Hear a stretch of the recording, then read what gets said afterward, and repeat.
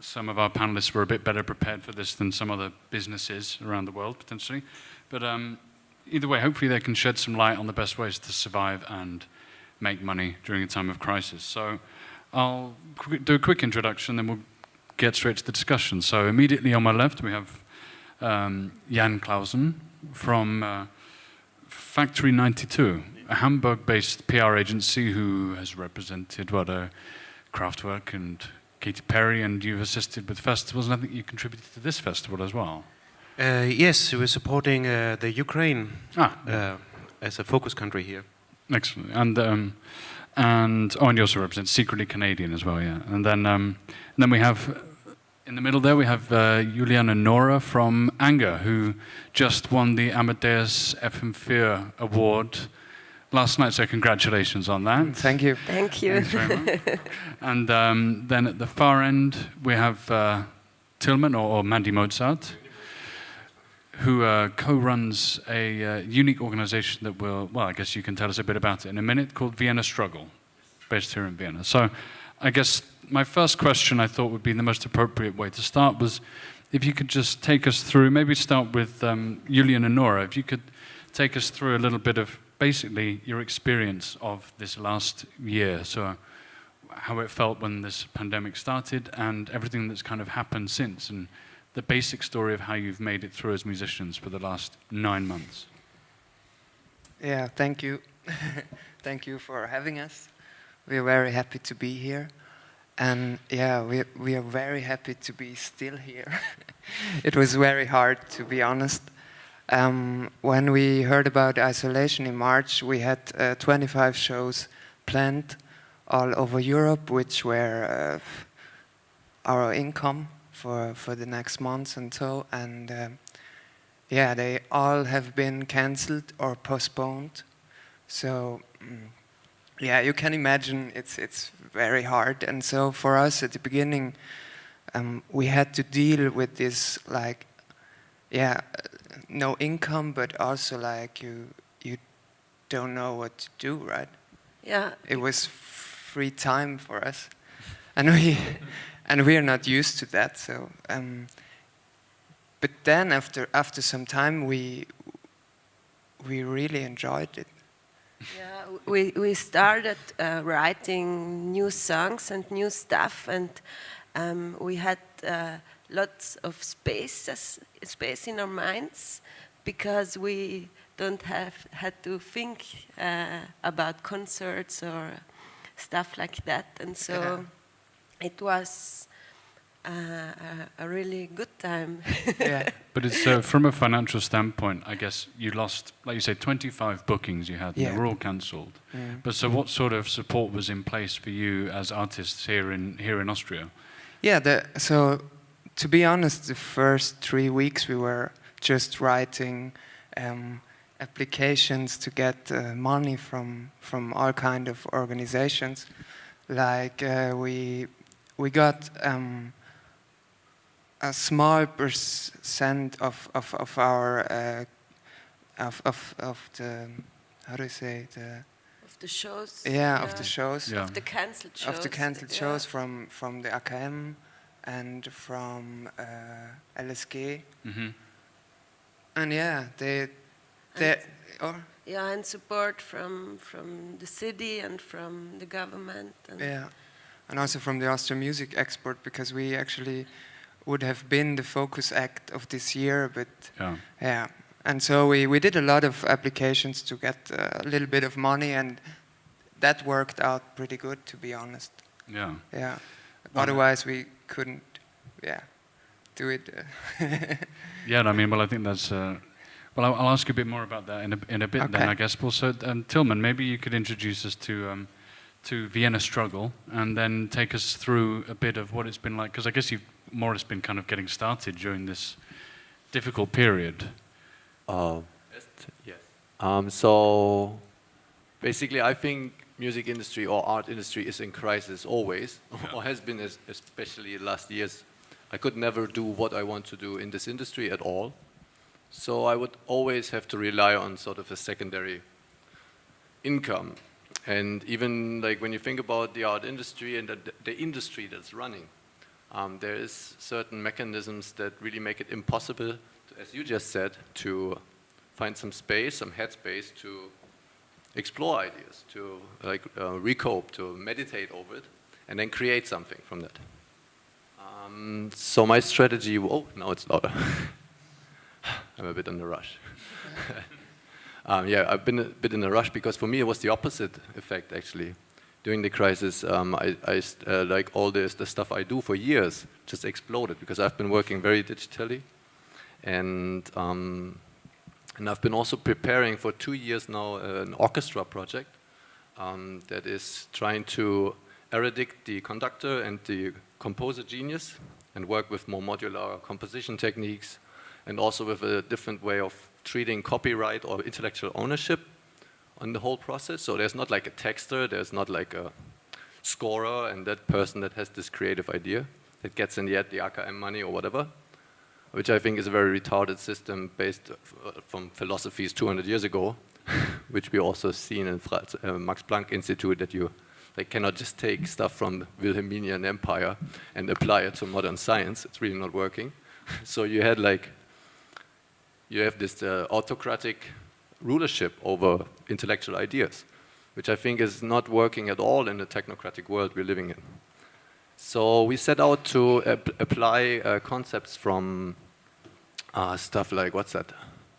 Like quality management, stuff that is used in the creative industries, like in software industry. That's stuff that's used in car industry. Even Yamaha produces their pianos like this. They can produce 1 grand piano every 10 minutes out of the factories, and everybody can hold the production line and restart it if there's a quality flaw. So there's a different concept.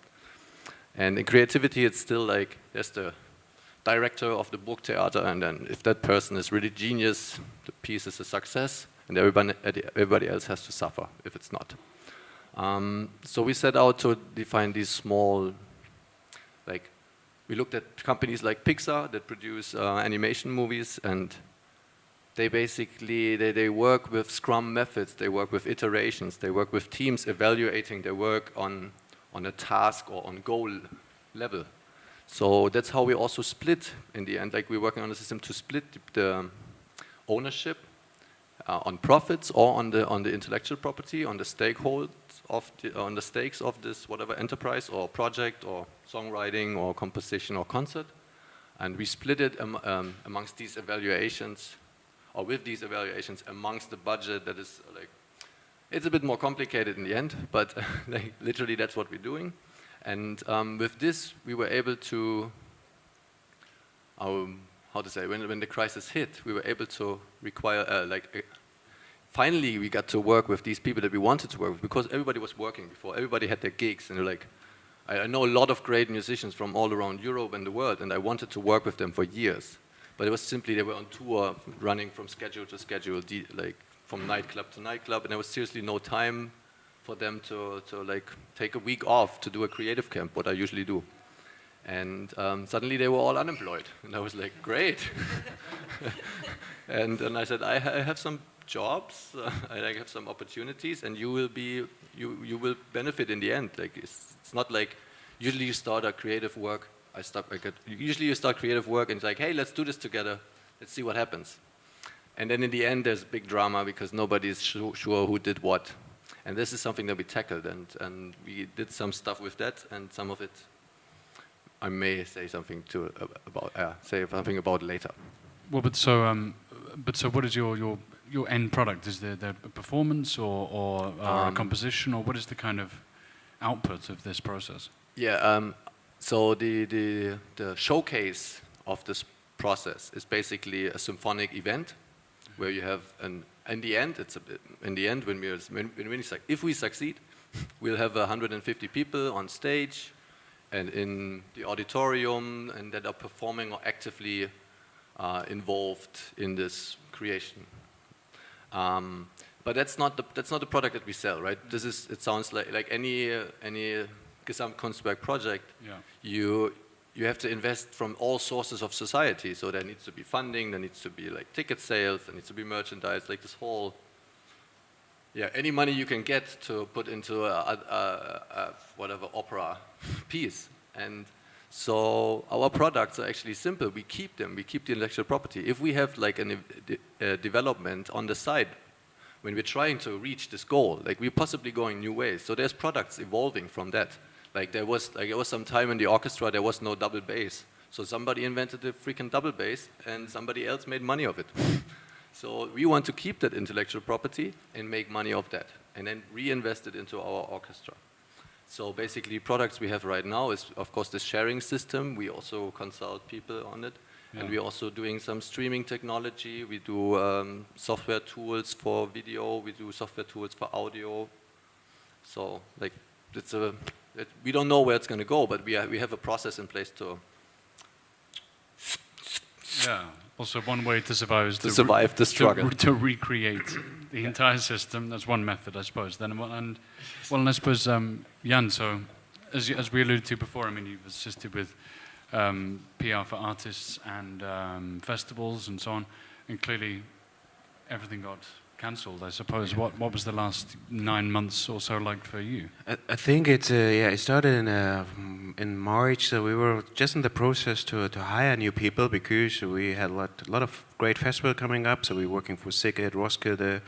There was also a new one, Electric Castle, and we had amazing tours like Rammstein, Massive Attack was supposed to come, and a lot more. And then in the March was already clear by the end of March. Okay, there will be no festival really, and even the fall might be really tough. So we canceled our interviews, and we start working with the small stuff, and of course we did also a lot of application and try to find a way also to get money, because for us it was a little bit more complicated because we are not a booking agency and we are not an artist, so we are something between as a communication agency. Sometimes we just got forgotten in the fundings, so we just got more in the non-culture system for fundings. But actually, we also noticed that we are in a really, really happy position living in Germany and getting a lot of options to still get some work or get some fundings and some get at least some money so that we are not hungry or still have a flat and stuff like this. So what we tried is also that we had much more time without the festivals and the tour PR, and so we focus more on the recording side. So we still doing, or we already did a lot of recording PR for a lot of labels, a lot of indie labels like Sub Pop, Secretly Canadian, Greenland, or also for Ink Music in Germany, for example. So we spoke a lot with the labels and make a plan. How can we release and maybe just synchronize the digital release with the album release? So we try a lot of stuff because there is of course a process which has started really quickly from still being kind of old school in the German way. We're still having CDs, we're still having the outlets and etc. And of course the UK and the American artists already got this 4 weeks process releasing stuff, and the radio is much more slower. So it's kind of still chaos with timing-wise. Sometimes if UK artist releasing a new singer, the radio just picked the last one because that was in their time frame and stuff like this. So this is still a working process where we have to figure out what's the best timing and the new timing. So there's new stuff coming up in Germany, how we work. And then we also try to find ways to support export offices. So we're working a lot on conferences and also on the political communication for music export offices. And normally we're having the showcase festivals or on festivals or even like on waves, we're having like helping the Ukraine to find some business partner or some media partners. So we talked to a lot of our friends in the export office, how can we help you and what can we do? And we came up with a solution that we're trying to get the bands who should have the breakthrough this year to support them and try to bring them to the media as a country special. So we did that also for Austria. I think you were part of it as well. So send it out to the German radio, to the German media, that the media can explain about the country, about the scene and about the new acts, but also like trying to get rotation, like also the normal stuff, getting some media feedback or some reviews, etc. pp. So, and we did it for a couple of countries, and I think it worked really well. So that some of the bands got picked and our countries got picked. Well, this leads to what I wanted to ask about next, really, which was, listening to some of the conference, some of the talks we had yesterday here as well. It feels to me like there's an increasing generational divide in the industry. There's all these older people and more experienced people who their way of working in the music industry was disrupted 20 years ago, 15 years ago. Whereas here we have kind of, more people for whom the current landscape is the only way you know, you're digital natives and so on. And I just thought that it would be interesting to hear what you think are the modern priorities when it comes to working in the music industry. Like you say, radio play. I mean, I'm not sure to what extent this is the most important tool anymore. Maybe you could tell us a bit more about what the modern priorities for someone trying to make money, essentially, or to gain ground, gain popularity as a musician are. Yeah, I think it's for our experience at the moment is, or also the experience from before the crisis is that we had a lot of, the radio was really important. So if you got in, for example, traders or something like this for the festivals, that their sales got higher and stuff like this. But I think the most important media tools what we have now is radio somehow, and of course the print outlets which we still have, which is kind of less, but they're still kind of there for some kind of people. But then of course also to produce content for the right media target. So it's of course it's becoming more and more marketing thing where you have to targeting your audience and etc. And this is of course without the live industry or live shows, which is the other way around. You give people a special feeling on the event, a special evening, where you can buy merchandise, where you can buy a CD because you will remember this evening and stuff like this. And this is all things which are not happened at the moment. So we have to fill in on some other ways. And we noticed that radio is important because they can listen to it and can speak about it, and they are also trying to help new artists. So there's the print media out there. They're more focused on the bigger artists. So there's not, sometimes they giving them not the big chances to develop new artists, but creating content, having like a video, a lot of small stuff, and bringing them to your audience at home. So this is also a way which we had already on the way, but it got much more faster now. Yes, exactly. So what, the social media following and all this, everyone has a lot more time to create content, but also more time to consume it at the moment. Is this what you think? Yeah, and it's also like it was maybe, as you can say, that was a comeback of Facebook, because also like the people over 30, 40 using social media and so on. Of course, they grew up with Facebook, so they used it much more also for the communication. So that was also like a tool which became much more important for us. Well, so Anga, Julian and Nora, maybe you could tell us a bit about, as you're new artists, so you kind of have good experience of growing up in the music industry as it is right now.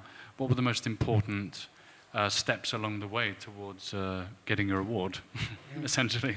No, I wanted to say, I think this is a very good point you made. Like, it's all about communications. So if you play a live gig, then if somebody is buying a CD, then it's communicating with you, and that is missing. But we at least try to create that with social media and try to be present. That's the most important thing, I guess. And we get a lot of feedback and reactions, and we invest a lot of time writing back to people and being in like constant communication, I think. Yeah. Well, so do you think that essentially, so the more you put into your social media, you feel that you get more back? Yeah, I think it's it's. I also feel that Facebook is coming back, and of course Instagram, and yeah, if you invest and you do like authentic content, which we try to do, because that's basically we put all our lives in there. So yeah. We are real people, and we communicate with real people, and that's how it works. Yeah. We did a lot of streaming out of our living room, and I think people feel that and think they know us a little bit. I mean, we're a small band still, but we're like getting more and more attention, I guess. But and of course it's everybody got more time at the moment because we don't have to be on tour or there's no live show, so there's more time to create content. And I think will be also the future. So for us as an agency, there will be more future that we helping bands also to create the content and the special aesthetic and everything. So that we just get some pictures and then prepare it for the social media. So that will be some of our promotion communication jobs in the future, or it's already now. But I think it's also the question what we also have to ask is how can we earn money? So of course we see, okay, well, there's a different way of communication and getting attention. That's okay. We're all missing the live industry, but the live industry was also the biggest income for us all. And of course we got in our country supporting from the government or from institution and stuff like this. But it's also like we should put more pressure also that we can earn more money on the recording side, which means seeing, okay, what kind of streaming platforms, how is the deal, and is the deal fair, is it not fair, and how can we get more money out of it. So this is something also for the future if the live industry is not coming back, this kind, and also what we notice is that also the more younger people are already more in the virtual world than in the live industry or something like this. So if you're looking on the age numbers on the festivals, the people were already older to going to the festivals. Yes. So the 20. So when we're just seeing the numbers of tickets, so there's the biggest amount of people is like between 24 and 28 or something like this, and not like 18 to 20, which was like a couple of years or 10 years ago. So being on the festival. So this is also like a changing thing, so where we have to see, okay, that was already in the way, and now everything is more digital, and the kids are staying home, and watching concerts. So, and we got and we worked also for like one big online event, like Tomorrowland. So they did a digital version, which is much easier, of course, as a DJ and EDM, so to prepare things. But of course, they have also a lot of money, so they work with Epic Games. I don't know if Epic Games is familiar. So that's one of the biggest gaming company who's fighting with Apple at the moment, for example. So, and they had like over 1 million paid visitors for this live event. But of course, it was like a game, so it was really amazing. And then they had like a Katy Perry playing on a green wall for a big audience and stuff like this. So there was also like, of course, the other options how for the younger people. So So maybe so definitely being open to innovation is very important. But I guess when it comes to a new artist, they're not able to rely on their catalog, I guess, in the same way. You know, they're not sitting on a safety net. I mean, what would you say is the most important way to have a safety net? I guess this is based upon what you said about state support is basically really vital. Yeah, so if for the artist development, so there's some different steps. So if you, of course, there's a lot of with Corona and without Corona, so a lot of possibilities to get fundings, get support, and especially in Austria. So there's for example, a very good export office helping you playing abroad, and then of course you have to be active. It's not only the music, you have to do the communication, you have to produce content, so it's a part of the deal now. So of course, if you have the money, you can get support from an agency who are helping you, but in the beginning, of course, there's no money, so you have to do it by yourself. Yeah. And this is also like we consuming music, it's just music is just a part, but the communication and the view and the content is also important now. Also, Tilman, maybe you could tell us a bit about, you've collaborated with a lot of people, it sounds like, on this project. How has that situation been like? What are your main tips for collaborating during this strange time and digitally and everything like that? Yeah, practically what I found out over the years is that those artists that I like to observe over the years, they somehow survive no matter what. They're like cockroaches, you know? So well, fucking MP3 CD market broke down. They're like, oh, let's do something else. Let's make tapes again or something like this.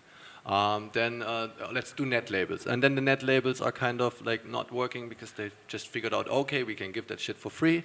Bandcamp comes around. So Bandcamp gives you the opportunity to ask a fair price, which is a problem on all these streaming platforms at the moment. That's why we have another product that's called Strudel. It's a very, very bitter thing at the moment, but like practically what we're trying to achieve is to give a similar thing, give opportunity on the technological side. Like you said before, like integrate VR experiences, have different locations trying to interact with each other, have multiple cameras and so on, have like these tools that are usually just affordable by big ass companies like Tomorrowland or whatever, EDC or what should call it. And so we're trying to put these tools there on an easy, for low price.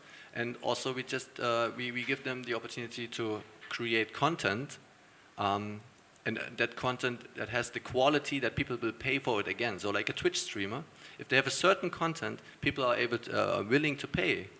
So this is the problem right now. We are used to this free consuming of marketing material. So music is not a product, it's practically marketing material to, I don't know, market for your gigs or something like this. So I always thought it's very boring to make single videos or music videos that just like float around the internet for a week and then you play one more show with it and you do the next one. And who's that? German film director, whatever, Wim Wenders, he just said like years before, like I had to do every 5 years I do one movie. Now I feel like I have to even wait longer.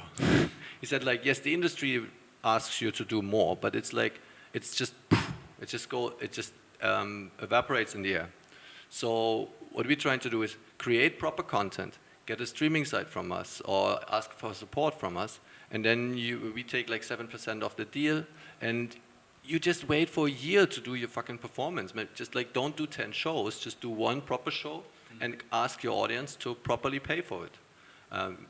Ask them name your price, like on Bandcamp. This is stuff that like I came up with to support the scene that I really like. Because these artists, they're always like this. They just go out and find something to do, and then they don't play shows. They just they start a Japanese Christmas market in Berlin instead of like playing more shitty shows for 50 euros or for an egg and the plum, the Helge Schneider quote or something. You know, seize the means of production, basically. Yeah, seize the production, because obviously nobody's paying for it. Nobody wants it, because, so then you just like wait till you have the resources to do something bigger and then ask for that. Like, don't go with the flow, I say. But I totally agree. So that's something we really have to, that's kind of wake-up call. So we have to really think, how can we get money for our content or for our music or for performance? And so it was okay as long as we had the live industry. So that was okay, but now without live, it's a really, really tight time for everybody.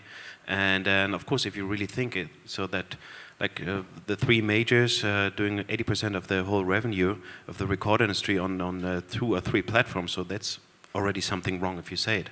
And there's, of course, like this tiny Bandcamp thing that's boutique, that's, I don't know, it's maybe compared to DIY rough trade distribution in the 80s. So that's, of course, it's like boutique and it's cool, and it's definitely something we should support, and it's important for bands, and also this Bandcamp Friday and stuff like this. So that's really, really good ideas. But it's also another way. It's an intellectual base. It's not just like a smaller market share, you know. But it's also like a ground for ideas to develop. And so, like, I don't know, big industry doesn't really innovate a lot. They just milk or rerunning the same program. Yeah, well, I've seen like Smashing Pumpkins and Soul, and they're playing the show. Everybody's like with their lighters, la, la, la. And then at the end of the show, everybody's like encore, encore, and then they turn around and they improvise for 20 minutes. The whole fucking stadium left. So there's something wrong. I mean, it's just, I don't know, I can't live with it. No platform for innovation. Well, so something that interests me, I mean, I'm from the UK, so this is something that I've always found interesting here in Austria, is this ability to fill in a form, to make an application, and then get some support from the state, which even during these times in the UK, people have started to get funding. But I think this is a very important topic, I think, and I think it'd be interesting to hear about what you think about the system, what the flaws are in the system, and if it's accessible enough. So maybe you guys, if you could explain a bit about how it works and how accessible it is. Do you think it's fair as well? I have to say we are originally from Brixen, which is part of Italy. Yeah. And I have lots of friends who are artists in Italy, and they don't have this kind of support. So we are very privileged to be in Austria or in Germany. I think it's the same thing, to have those systems that support you. For example, we get now support from Künstlersozialversicherungsfonds, which helps us to get at least to the end of the year. And it was not hard to get it, because that's also a thing. To write an application is work, and some people don't do that stuff. I know lots of artists who can't do it, not because they're too lazy, but they just, I don't know why. But I think we're very good in writing applications now.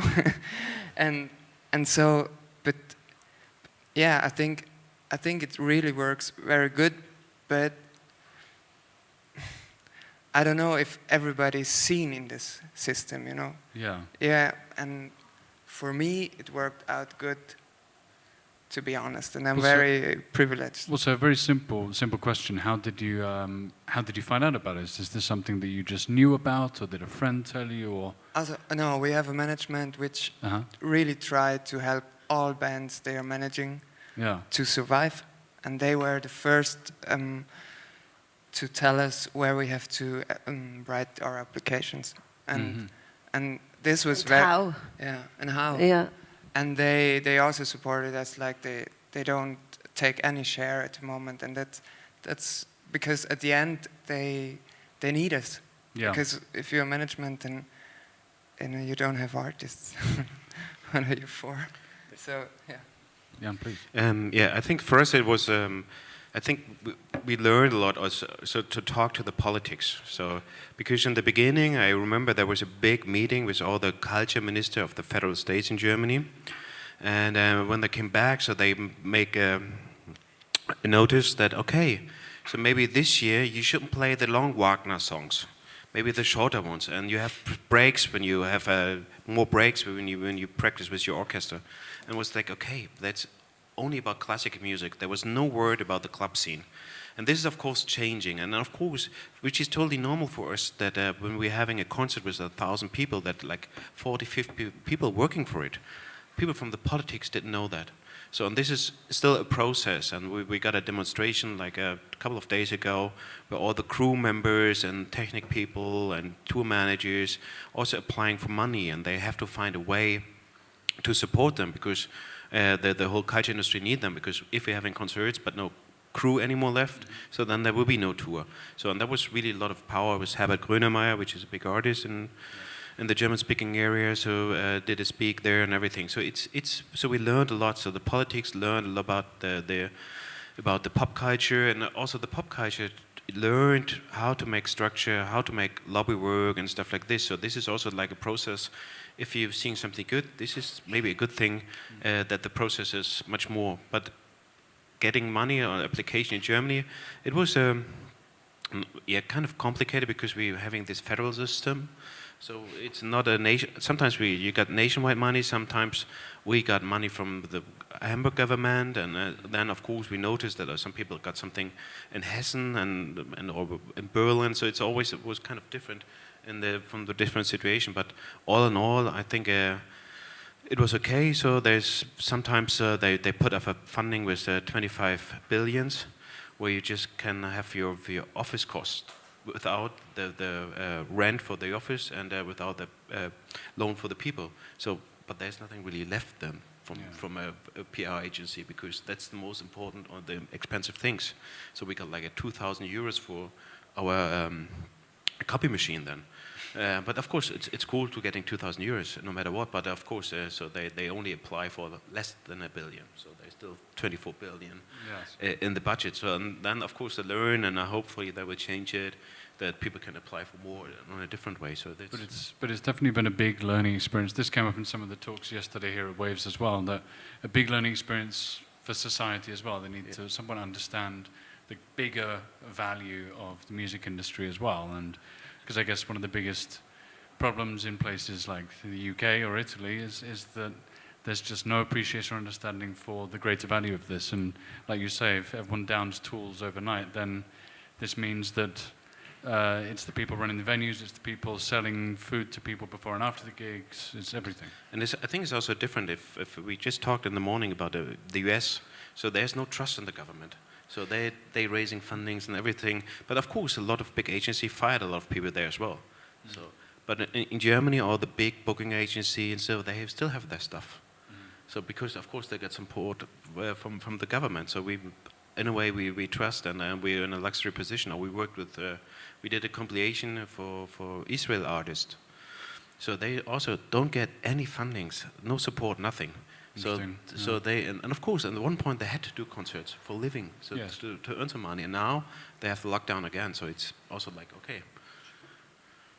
Well, something else I wanted to ask, I mean, and then I want to see if there's any questions, I guess, but something else I wanted to ask, any of you who wanted to respond, is essentially what do you think about the idea of support from established artists and the industry as it's established today? Do you think that enough is done, or do you have some wishes that you wish that could change in the culture of the industry? Because essentially new artists are the one who struggle the most. Oh, you mean established artists supporting other artists? That'd be essentially. Yeah. What would be your hopes and dreams? What would be your tips? What would you want to see? Not just artists, but platforms. I mean, Bandcamp did such a wonderful thing. We spoke to them before today. Bandcamp did Bandcamp Fridays. This is a great move. I think some of the artists, big artists in Germany, like Fettes Brot or the Ärzte or something like this, they supported their crew, which is of course not a newcomer artist, but they paid the money which they normally had to pay on the festivals for their work. So they paid, I don't know if they paid everything, but like 50% or something like this to the crew. So this is also the kind of family support that they did, of course. Yeah, it's a cultural shift. Yeah. Also, I don't know if anyone has any questions here, or if any has come through on the stream. Anybody? Lady here at the front. So, as you mentioned, I just want to follow up, with this like governmental, support and all this stuff, because like in general, like I can't say that people like usually love their government, and like how independent artists you are if you are dependent on the government to help you out in the situation. But also, I think, and my point is that I think our game should be more like educating the public and our audience and our fans about how difficult is it to be an artist, what type of expenses we have, and build kind of empathy towards us and raise the money from them, from our fans, instead of the government, and be more independent, because, I think like we are all doing this for the fans and for the art and for the music and, I mean, for the entertainment, whatever, you imagine by entertainment in your position. And I think this is usually missing in the Czech Republic, mostly, that we don't really, I come from the Czech Republic, we don't have that type of like connection between the public and the audience and the artist, and we always just say that the government needs to deal with that, while I think we need to like do this like more of a support system between us and our audience to like let them know that we are in troubles and be more verbal about it, the same way as they do it in the US, while they do fundraising. And this fundraising is not made by governmental entities. It's made and organized by people from the music industry, by the artists, to help the actual scene. So I think that could be another, alternative way of helping each other, and also like building more of this community feeling and empathy, which at the end is better for all of us, the artists and the audience, than like relying on the government to help us, because it's always questionable. I totally agree, but I think it's also like that we have to see how on the recording side, we have to talk to the streaming platforms to get fair payment and stuff like this. So they should be to get more money. So Bandcamp, for example, it's just it's a boutique thing. It's cool. So, and this is the right way to treat artists fair. But if we want to have more education and know how to support us ourselves, so we have to get the platforms who's paying us fair, or be transparent at least, saying, okay, this is the shop where I like to sell my music or not, and stuff like this. And at the moment, the options are really small to sell music. So, please. Support each other.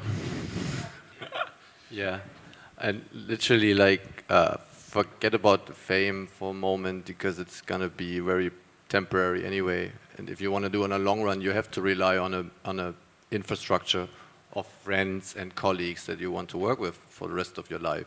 I mean, like, big, long-lasting artistic projects are not driven by greed or like ego. There may be some assholes in there, but like generally they're like companies. So I don't know, think like that. So maybe artists could start thinking about new ways to connect with fans directly. Like, again, Bandcamp's a good example, but there must be more opportunities in the future that we can imagine And I think to make this work. Yeah, and the events like this are also perfect to get connections from. What was that? The events like the Waves are Nice. perfect. So you, as an artist, you can connect to UK artists, Ukraine artists, or German artists. So you're gonna meet each other on this kind of showcase festival, and of course this makes us more global, and connections should be there, and so that's also a good opportunity. So I don't know, do we have any more questions? Anyone else like to ask something to the panel? Okay, well then I wanted to ask one last thing, end on a bit of a positive note maybe. Bit of an odd question, but I wondered what you would say. Like, what was your favorite memory or best experience during the pandemic so far? What's been your highlight? I think I know you guys. Oh yeah, we had lots of highlights. We played a show on Sunday, a live show with real people, which was amazing. With real people? Yeah, they were in the same room as we were, What? and it felt so good, because then you noticed why you're doing this stuff, and we're actually going tonight to Italy or to South Tyrol to play a show tomorrow on a rooftop.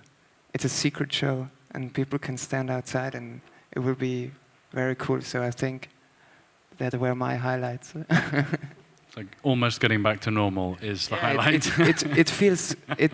Yeah, it at least felt on Sunday. It felt like it's okay. We are beyond that, but yeah, actually we are not. So, but yeah.